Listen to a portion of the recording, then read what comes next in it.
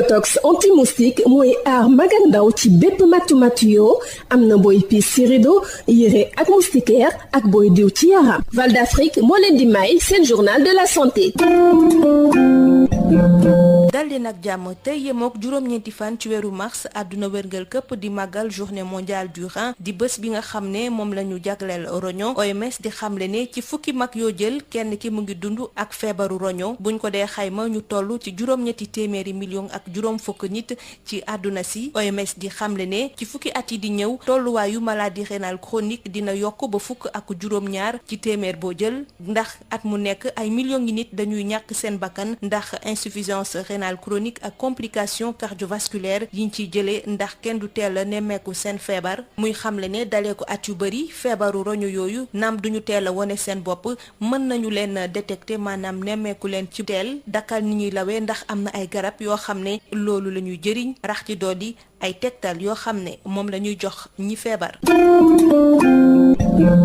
altine la ñu doon lancé appel à cotisation ngir door mutuelle sociale nationale artisan yi ak seen njaboot waaye nag ngir amal adhésion boobu artisan yi war nañu enrôlé it lu mu néew juróomi nit ngir mën a am seen mutuelle. après Soumbédioune dinañu tànn ci département bu nekk fukki nit ak juróom ngir ñu amal sensibilisation bi bu ñu sukkandiko ci Assane Gueye mooy président bu conseil d'administration bu mutuelle sociale nationale des artisans du Sénégal ñu teewlu ko ci micro Ismaïla Marcel Koli. dañ fi dajee pour daldi woo ñi nga xam ne jot nañoo bokk ci mutuelle bi ak ñu ci jotu bokkul yëpp wan leen na leen ne mutuelle bi démarré nañ ko tey dañuy woo nit ñi pour ñuy ñëw cotiser pour ñu mën a commencer faju loolu moom moo tax tey ñu ne nañ ko defee Soumbédioune village fi nga xam ne symbole artisanat la moom moo tax tey département yëpp dajee fi ak waa comité restreint bi pour ñu woo nit ñi pour ñuy ñëw def seen cotisation pour ñu commencer faju da ngay ñëw indi ñeenti téeméer pour nga adhéré wu ba pare soo adhéré wu ba pare dañ lay may nag minimum loo xam ne moom mënul ñàkk moom mooy il faut nga indi juróomi nit ak yow muy juróom benn loolu soo ko xoolee ñeenti junni la ak ñaari téeméer loolu nag moom mooy paquet bu base bu ndaw bi nga xam ne dana la yóbbu ci ay hôpital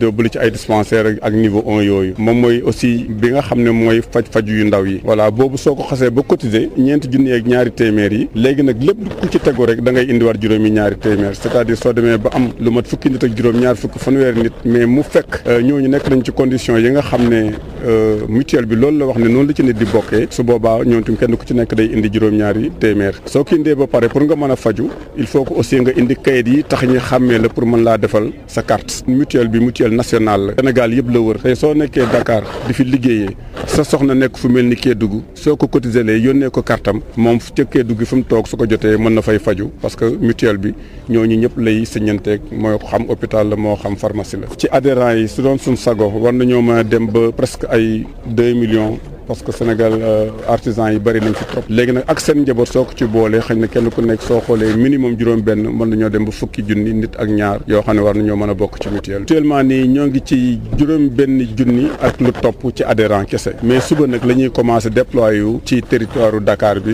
mooy les 5 département bu nekk jël nañ fa fukki nit ak juróom yoo xam ne ñoom ñooy wër tey lii ñu def nii tey ci Soumbédioune ñoom ñoo koy wër def ko ci seen paire artisans yi boobu dina def juróomi fan incha allahu rabbi mbokk déglukat yi fii la ñu yem ak yéen ñu yendoog jàmm. Biotox anti-moustique mooy aar mag ak ndaw ci bépp matu-matu yoo am na booy piis ci rido yére ak moustiquaire ak booy diw ci yaram. Val d'Afrique moo leen doon may seen journal de la santé. Biotox anti-moustique pour le corps, les vêtements, les rideaux et draps vous protège contre les moustiques chez l'adulte et l'enfant. Val d'Afrique vous offre votre journal de la santé. Bonjour chers auditeurs, le monde entier célèbre ce 9 mars la journée mondiale du rein. Un adulte sur 10 souffre d'une affection rénale selon l'OMS, soit près de 850 millions de personnes dans le monde. L'Organisation mondiale de la santé prévoit une augmentation de la prévalence de la maladie rénale chronique de 17% dans les 10 ans à venir. Et pourtant, chaque année, en raison d'un diagnostic tardif, des millions de personnes décèdent prématurément d'insuffisance rénale chronique et des complications cardiovasculaires qui lui sont associées. Or, depuis plusieurs années, les maladies rénales, même si elles sont le plus souvent silencieuses, peuvent être détectées et leur évolution ralentie, voire stoppée par des médicaments et des règles hygiéno-diététiques simples. L'appel à cotisation pour le démarrage de la mutuelle sociale nationale des artisans et des membres de leur famille a été officiellement lancé lundi à Dakar. Les droits d'adhésion à la mutuelle sociale est de 2000 francs. Cependant, l'adhésion de l'artisan est assujettie à la condition de s'enrôler lui-même et 5 autres personnes au minimum.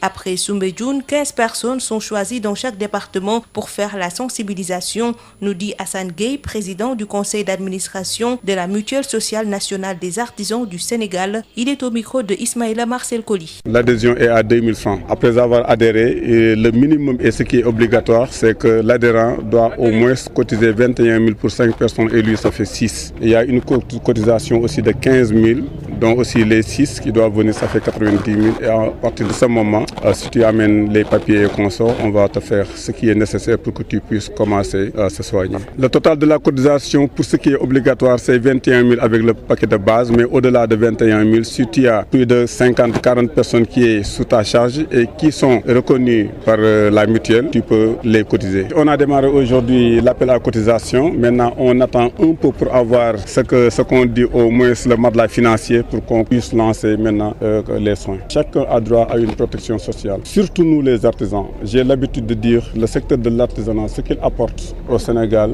je crois qu'il n'y a pas un autre secteur qui l'apporte. Et de facto donc, on doit être des Sénégalais comme tous les Sénégalais. Autant c'était seulement les fonctionnaires et les entreprises formelles.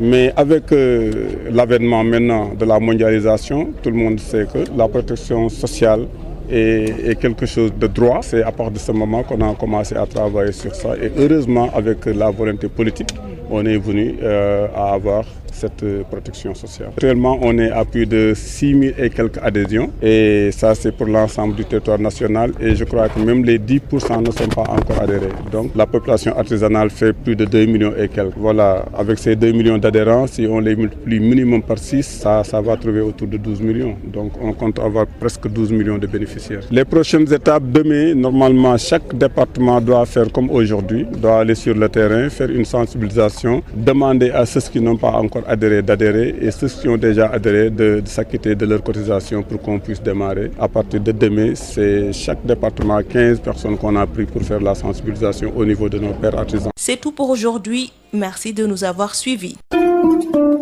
Biotox anti-moustique pour le corps, les vêtements, les rideaux et draps vous protège contre les moustiques chez l'adulte et l'enfant. Val d'Afrique vous a offert votre journal de la santé.